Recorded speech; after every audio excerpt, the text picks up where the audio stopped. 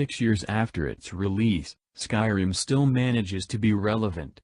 Between the 2016 remaster, the upcoming VR version, and now a Switch port, it's hard to forget about the Elder Scrolls V, and that's a testament to how absorbing and rebounds per game it is. With the addition of instant portability on Switch, it's even harder to put this high-quality port down. Skyrim is one of the best Switch ports currently available, though it's not too surprising considering the game's age. It runs smoothly with a rock-solid frame rate both in smaller spaces and in the overworld. Text can be a little small when playing in handheld mode, though it still performs and plays as well as it does docked and with a Pro controller. The newly introduced motion controls are all optional as well. Wagging a Joy-Con will swing melee weapons, and you can use motion to fine-tune your aim with your bow. Skyrim does retain the glitches it has always been known and loved for, though, including bizarre NPC pathing problems. In our 10 hours testing the game, we didn't find any new bugs, so it's just the silly weirdness you might remember. The main addition on Switch is Amiibo compatibility, which nets you extra treasure and works well within the existing game. Amiibo uses nested in the magic menu under powers, and you have to cast it the way you would any other power before tapping the Amiibo to the NFC reader.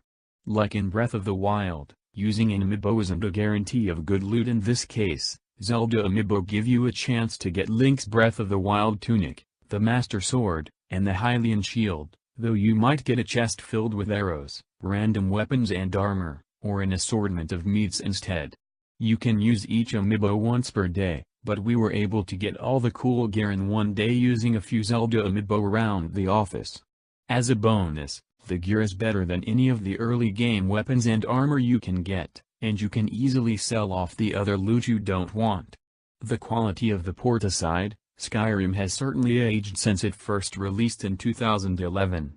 On top of the jankiness of movement and NPC interaction, there are a few outdated things that might be hard to contend with.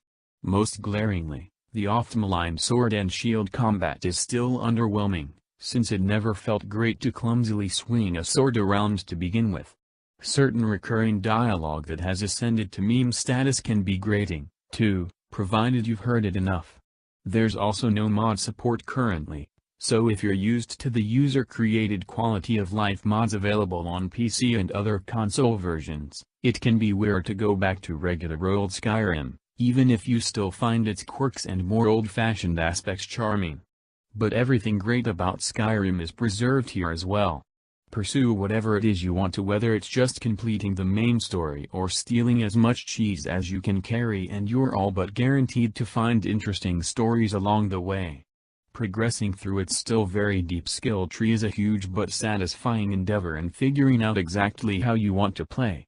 There's so much to do in Skyrim that it's likely you haven't done it all yet, and because it's now portable, you can pick it up and play for shorter bursts that can easily turn into hours.